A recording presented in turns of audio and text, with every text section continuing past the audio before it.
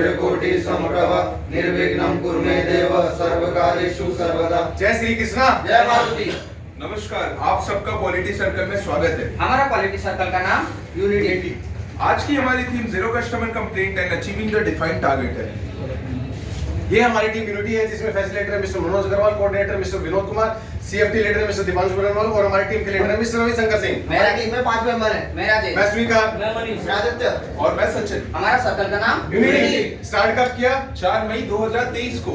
इसमें हमारी मीटिंग के दिन शनिवार में 3 से 4 आया, उसमें हमारी अटेंडेंस 96.5% रही है।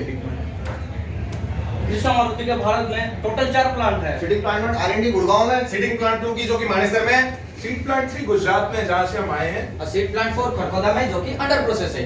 ये हमारे केवल सीट 3 का इंट्रोडक्शन है जिसमें हमारे business head mister Sanjeev Goyal, plant head mister Manoj Agarwal और हमारा सुजुकी के साथ सीट्स का 100% बिजनेस है। हमारा प्लांट का एरिया 1550 मीटर स्क्वायर में 1200 प्लस मेंबर है। हमारी कंपनी पिछले साल की टर्नओवर 1275 करोड़ थी। ये हमारी कंपनी KML3 की ऑर्गेनाइजेशन स्ट्रक्चर है। केवल सीड 3 की जर्नी कुछ इस तरीके से थी कि जब एसएमजी की वॉल्यूम 1.2 लाख थी तो केवल सीड 3 एस्टैब्लिश हुई, और आज जब एसएमजी की वॉल्यूम 7.7 लाख है तो केवल सीड 3 के गुजरात में 3 सब यूनिट्स है। केवल ग्रुप की प्रोडक्ट रेंज जिसमें मेटल प्रोसेसिंग की टोटल 7 यूनिट और इंटीरियर प्रोडक्ट मैन्युफैक्चरिंग की टोटल 12 यूनिट्स हैं। ये हमारी कृष्णा मारुति सीट 3 की पॉलिसी है। हमारा vision to be happy, positive, technology and growth driven organisation. और हमारी कोर वैल्यूज ऑनरशिप, हर व्यक्ति प्रति सम्मान, इनोवेशन एंड क्रिएटिविटी, गुणवत्ता और ग्राहक के लिए आनंद। हमारी कंपनी IATF 16949/2016 साथ-साथ ISO 14000 EMS और ISO 45018 OSA से सर्टिफाइड है। ये KML सीड 3 की 2017 से अब तक की कुछ अचीवमेंट्स है, जिसमें हमने अब तक काइजन, ECMA 4th और 5th कंपटीशन में फर्स्ट पोजीशन अचीव की है। ये हमारी कंपनी कृष्णा मारुति लिमिटेड की प्रोडक्ट जर्नी SMG के साथ 2017 से कुछ इस तरह रही है कि 2017 में Baleno, 2018 में Swift, 2019 में, बेलेनो एक्सपोर्ट, 2020 में, न्यू स्विफ्ट, 2021 में, स्विफ्ट डिजायर, 2022 और 23 में। न्यू बालेनो और फ्रोनेक्स। यहाँ तक कि 2024 में YD स्विफ्ट फेसलिफ्ट और 2025 में YY8 इलेक्ट्रिक व्हीकल का सीट्स का 100% का बिजनेस है। ये हमारे फिलहाल के रनिंग वेरिएंट्स हैं जिसके अंदर YTA, YTV, YSC नोचबैक और YC हैचबैक है। जैसा कि आप यहाँ देख सकते हैं हमारे फ्रंट और रियर सीट का एक्सप्लोरेड व्यू है। यह हमारा रियर सीट बैक की प्रोसेस फ्लो है। हमने अपने प्रोडक्ट का डिजाइन ह्यूमन बॉडी कंफर्ट और सेफ्टी को ध्यान में रखते हुए किया है।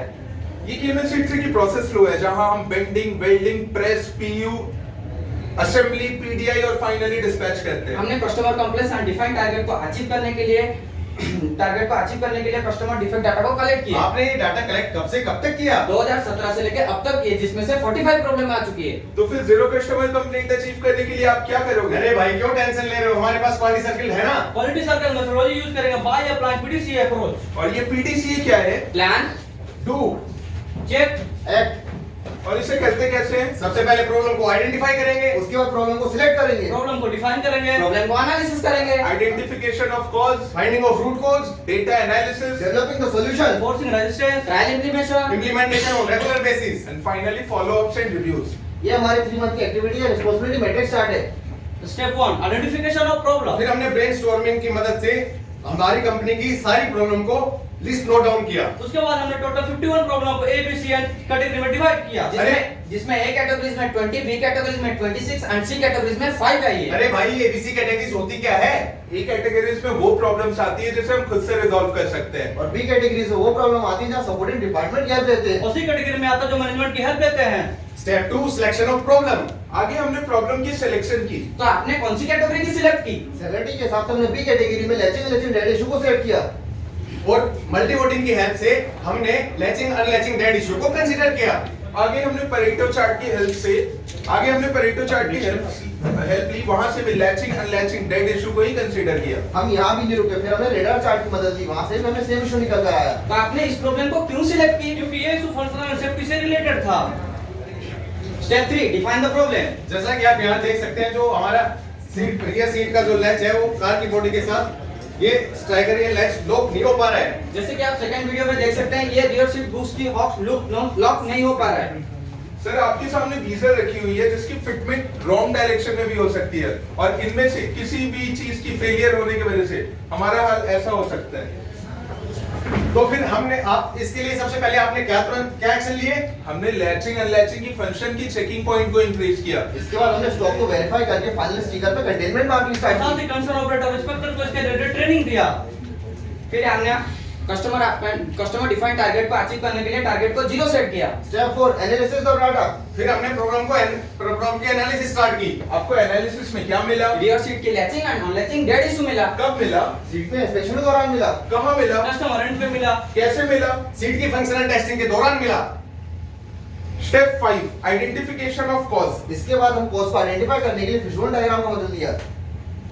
इसके बाद ऑपरेटर फटीग इंस्पेक्शन मेथड में कमी मिली। फिर हमने फॉरेन कंडीशन को भी चेक किया जिसमें man message method material okay मिला। स्टेप 6 अकरेंस का एक्चुअल रूट कोज पता करने के लिए हमने YY टूल का एनालिसिस टूल का यूज किया। हमें रियर सीट की लैचिंग अनलैचिंग डेट मिली। डेट क्यों मिली? क्योंकि नॉब काम नहीं कर रहा था। क्यों काम नहीं कर रहा था? क्योंकि व्हीकल असेंबली कंडीशन में नॉब बाहर निकल के आ गई थी। ना बाहर क्यों निकल के आ गई क्योंकि थी? नॉब प्रॉपर असेंबल नहीं हुई थी। असेंबल क्यों नहीं हुई थी? क्योंकि असेंबली प्रोसेस जो था वो मैनुअल था, इसलिए उसमें कुछ कमी थी। आउटफ्लो का एक्चुअल रूट कोज पता करने के लिए हमने फिर से YY एनालिसिस टूल का यूज किया। हमें रियर सीट की लैचिंग अनलैचिंग डेट मिली थी। डेट क्यों मिली? क्योंकि नॉब काम नहीं कर रहा था। क्यों काम नहीं कर रहा था इस बार भी? क्योंकि एसएमजी एंड पे व्हीकल कंडीशन में नॉब बाहर निकल के आ गई थी। ना बाहर क्यों निकल के आ गई क्योंकि थी? नॉब प्रॉपर असेंबल नहीं हुई थी। असेंबल क्यों नहीं हुई थी? क्योंकि हमने जो इंस्पेक्शन सेटअप किया था उससे सेटअप में कुछ कमी थी। Step 7 root cause and action plan. चलो यार, इतनी मेहनत करने के बाद आखिरकार हमें रूट कोज मिल गया। हमारा एक्चुअल रूट कॉज ऑपरेटर की डिपेंडेंसी थी। तो अब हम इसके लिए क्या करेंगे? हमने सेमी ऑटोमेशन प्रोसेस को इंप्लीमेंट करने का प्लान लिया जिससे हम latch, Bush presence, head free fall जैसे इश्यूज को कंट्रोल कर सकेंगे। उसके बाद हमने पोका का मतलब कुछ टाइप करने के लिए हमें कुछ मटेरियल की भी जरूरत थी। जैसे कि आप देख रहे हैं नॉब हाइट की चेक करने के लिए पहले हम विजुअली चेक करते थे, उसके बाद हमने गो नो गो गेज को इंप्लीमेंट